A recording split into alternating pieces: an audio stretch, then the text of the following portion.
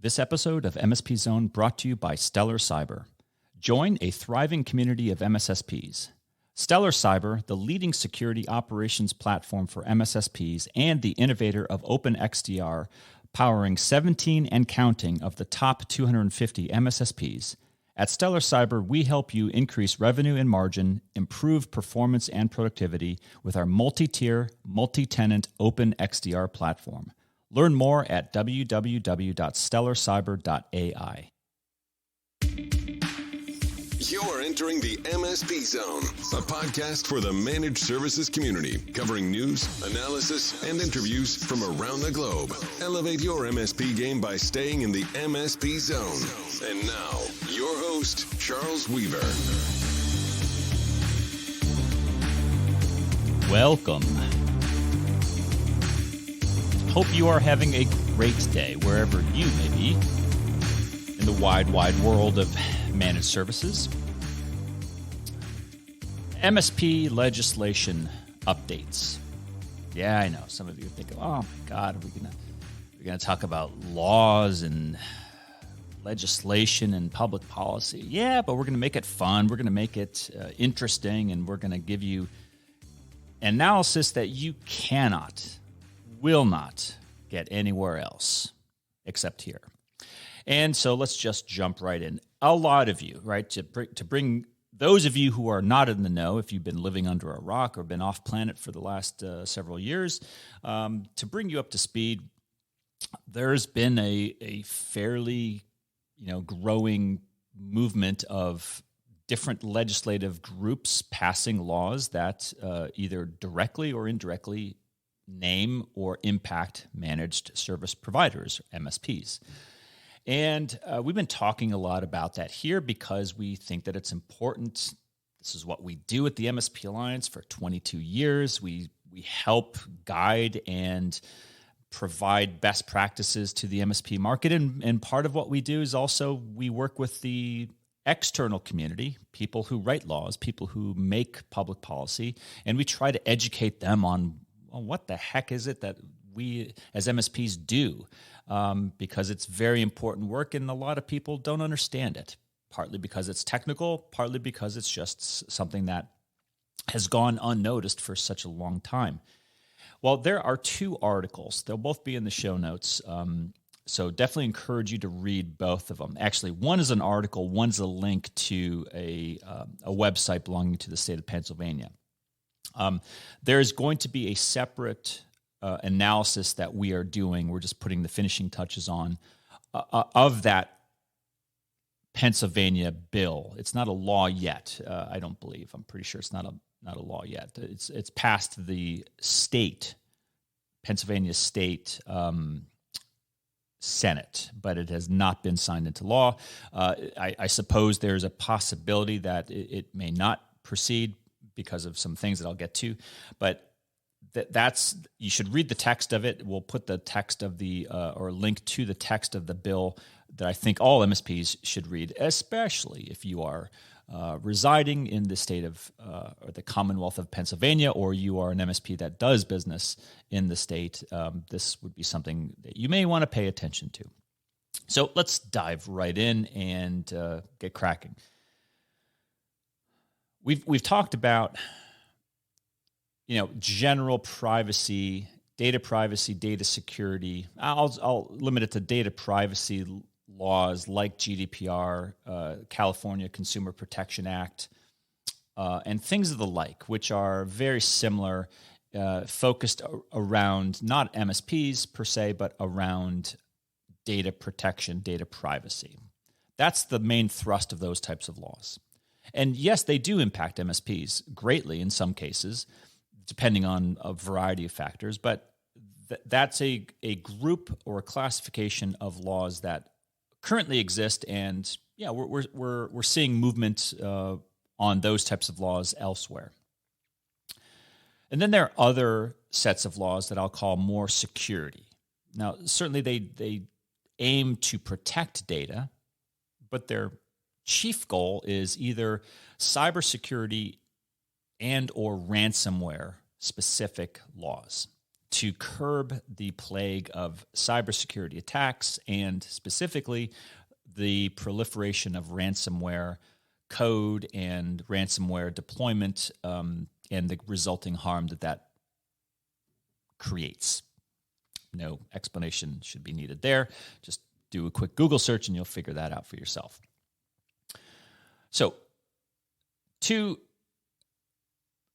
interesting items. First is a article that we actually published a section of the article and put a link to it. It's actually from, I think, a week ago. Last week, we put it into the MSP Alliance newsletter. And the title was MSPs Alerted to the Costs of Potential Security Regulation Changes. That's the title of the article. And it relates to a division of the UK government and the Department for Digital Culture, Media, and Sport, the DCMS. I am not familiar with that group. If you reside in the United Kingdom, maybe that makes more sense to you, but I'm not familiar with that. But apparently there are multiple groups, just starting with this DCMS group, and then the I don't know if it's the NIH. I don't think that's mentioned here, but it sounds like there's more than one group within the UK government that are pushing for additional what I'll classify, or what they classified here in the article, as Network and Information Systems Regulations, or NIS regulations. And the UK government is asking for more protection, and they believe that they're going to get more protection from having more laws. Reasonable minds can differ on whether that's a sound policy, but nevertheless, that's their chosen path. And here's where it gets really interesting. And we'll provide the link to this article. You should go read it because I found it very fascinating. If you read the newsletter from the MSP Alliance last week, you probably have seen this. But there are some quotes here that I find troubling. They are troubling because it expresses an opinion that is based in ignorance of what MSPs do. And here's a quote, right? So I'm gonna pull from a quote, which is from a Julia Lopez, the Minister of State for Media, Data, and Digital Infrastructure. And it starts off with, a general statement about, supply chain attacks, cyber attacks, and things that are, a fairly bland statement when it comes to its accuracy. I mean, it's a generic statement that is truthful. I have no issues with that statement. It's the second aspect of this that I have an issue with. And the quote actually doesn't mention MSPs, but and I can't tell if it was taken from a quote, or I can't tell if it is the editor or the author of the article inserting this. But here is the statement. It's not in quotation, so I'm going to assume that it wasn't attributed to anybody. For MSPs that fail to secure their operations and expose customers to risks such as ransomware, the penalties could be substantial, and that has caused concern in the channel. And then it goes on and starts talking to different channel people. And either this is a really big miss on the part of this article, or they are getting wind of something happening in the UK that is specifically thinking of targeting MSPs. Now, I'll state for the record here, you got to be really careful when you're dealing with UK politics, because anytime you put UK politics and MSP, you're almost always going to get Minister for Scottish Parliament.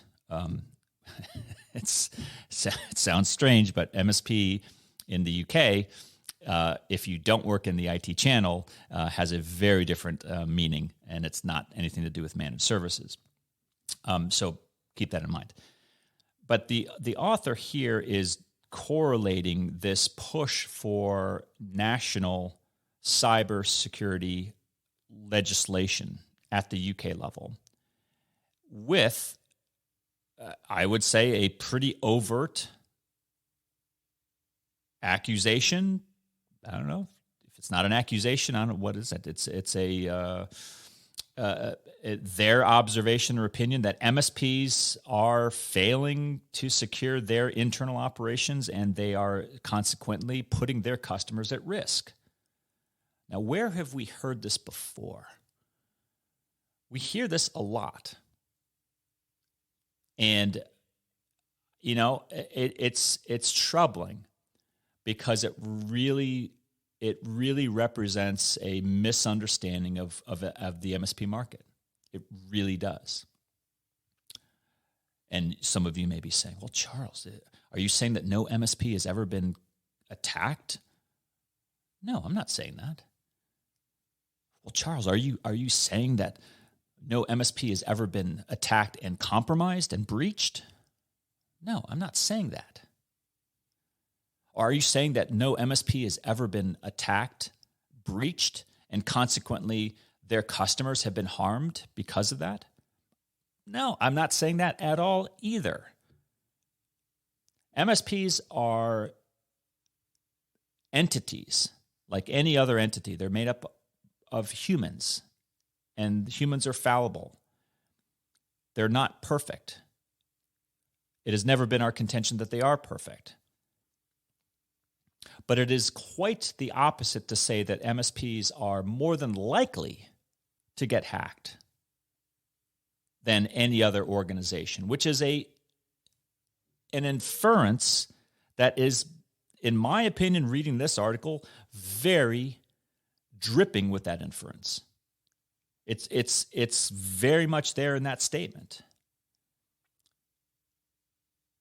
Because if you agree and believe like I do that the vast majority of MSPs, true proactive MSPs, certified MSPs, do not have habitual failings of their cybersecurity defenses and do not have habitual penetrations and breaches of their networks that cause downstream harm to their customers, then you would look at that statement and say, something is wrong, something is out of place here. Now, we've talked about this a lot, so I don't want to, whip a dead horse, but it is just interesting to me that here in the UK,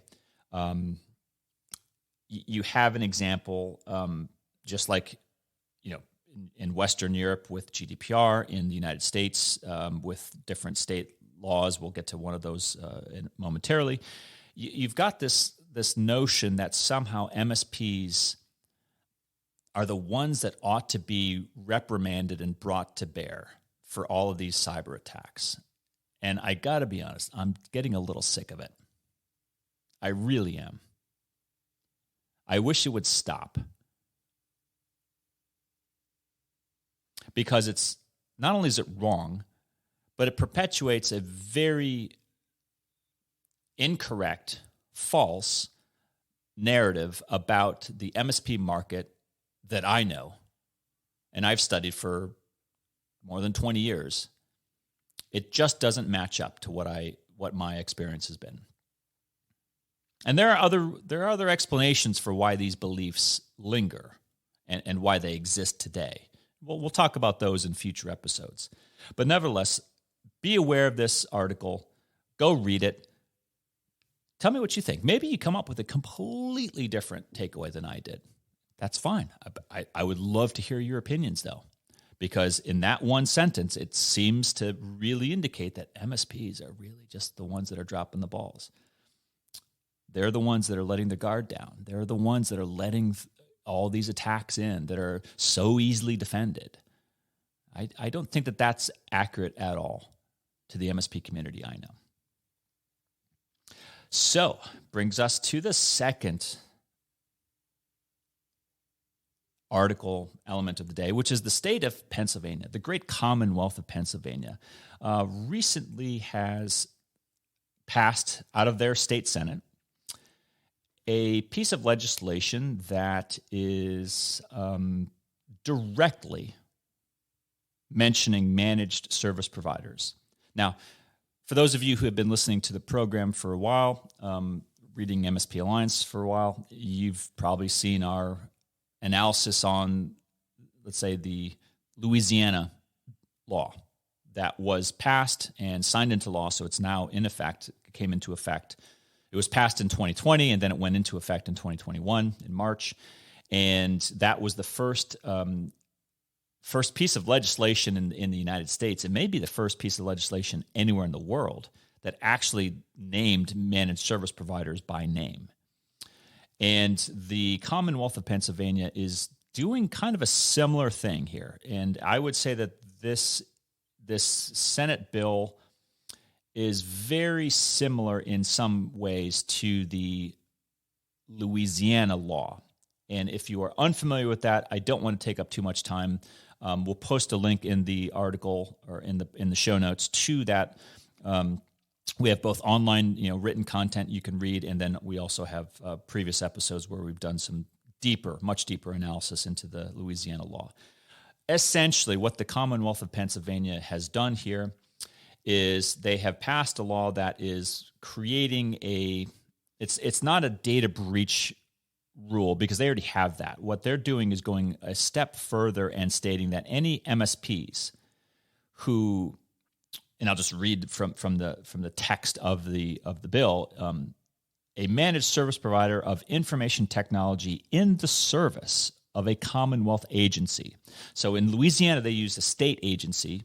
Here they use the term Commonwealth agency. Basically what they're saying is, look, if you work for the state, if you're an MSP and you have a state department that falls under this categorization of a Commonwealth agency, I suppose that could be a department. It could be maybe the Department of Health. Maybe it's their Department of Revenue. Could be their Public Safety. Could be any number of state groups that fall under a state agency definition. Shall notify the MSP working for that Commonwealth agency shall notify an appropriate official of the Commonwealth of the discovery of ransomware or receipt of a ransomware demand within, here's the zinger, 1 hour of the discovery of ransomware or receipt of the ransomware demand. Now, it's a long bill. I don't have time to read all of it. You should go read it. And again, we'll do some separate analysis on this law later on. Here's what you need to know.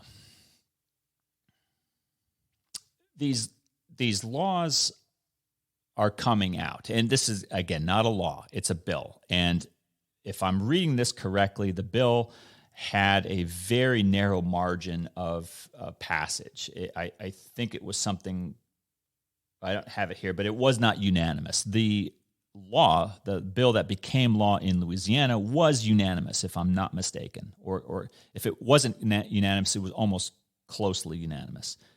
This was not unanimous.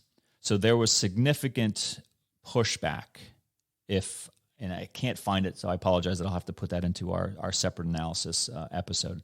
But it's not a foregone conclusion that this will pass, I guess is what I'm saying. And I'm not an expert in Pennsylvania state law. I don't know, what their political situation is. I don't know what the chances are of this thing becoming signed into law are.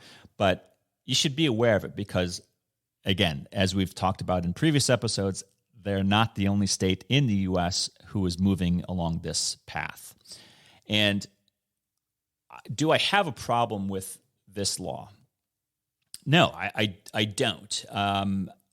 Honestly, if the United Kingdom took a similar track and they said, hey, we want to have some sort of requirement where if a MSP in the state of or in the country of the United Kingdom experiences a cyber attack and they identify ransomware or they have a ransomware demand, that they have an obligation to notify the authorities. I personally think that that's a really helpful law because it's helpful guidance that will leave no doubt as to what the obligations and responsibilities of the MSP are, at least as it pertains to responding to the awareness of a ransomware attack. There's a public policy, a legitimate public need to be notified of such an event if that state agency is employing an MSP to help them with their IT management. I have no problem with this. It does bring up separate questions of 1 hour, and we will certainly be talking a heck of a lot about this at MSP World, as well as in the future, about the terrific need of MSPs to have not just business continuity plans, but also cyber incident response plans. Because if you don't know what the heck you're doing, you may identify a ransomware incident in your system or in your client's system, and that clock starts to run. And if you don't know what to do, you don't have a contact list of people you need to contact or call and notify, and proper procedures to be followed to make sure that you safeguard yourselves, but also your customers, and you obey the law, you could end up in serious trouble just by virtue of you not knowing what to do. And so it argues even more greatly for better documentation of policies and procedures internally for the MSP. Yes, for the customer as well, but at least this Pennsylvania bill is directly aimed at the MSP, not the customer. So what's the consensus? What do we make of this? As I've been telling you folks for 22 years, regulation is coming, or the attempt to regulate is coming, or if not coming, it's here. I think it's here. It's spreading. It's we're talking to a variety of sources, and we're hearing from them that there's many other states that are passing or contemplating right now, like they're deliberating what types of laws that they would like to pass that are very similar. And in fact, some of them, many of them, I would wager, mention MSPs by name. So does this signal the end of the MSP movement? Absolutely not. There's no way. I've said this before. I'll say it again. There is no way that the world survives without the MSPs. It would just collapse. Sorry, there's just that. I don't mean to sound dramatic, but that's it. There's no reasonable future that I want to participate in where MSPs don't exist and are not protecting their customers from cyber attacks, much less maintaining for their customers their IT systems that they rely upon so much for what they do. So no, I don't think the MSPs are going away. I think what it does is it heightens the need for us to protect ourselves by becoming better at what we do as MSPs, being better prepared for these types of issues to be discussed intelligently, and to advocate aggressively and educate aggressively those who have incorrect opinions or views of the MSP profession. As the previous article, I stated, it's not that they're thinking about passing legislation in the UK concerning MSPs. It's that they pass legislation impacting MSPs thinking that it's the MSPs that are at risk. Now, this Pennsylvania bill does not, in my opinion, make any judgment for or against MSPs, other than the fact that this bill even exists says one thing. You MSPs, you've arrived. I've said this before. When they start passing laws that talk about you and what you do as a profession, you occupy a very important role in that community. So you want some positive takeaway from this? That's it. Demand for managed services has never been higher. This should be very clear, that article and this Senate bill from Pennsylvania. Very clear to me.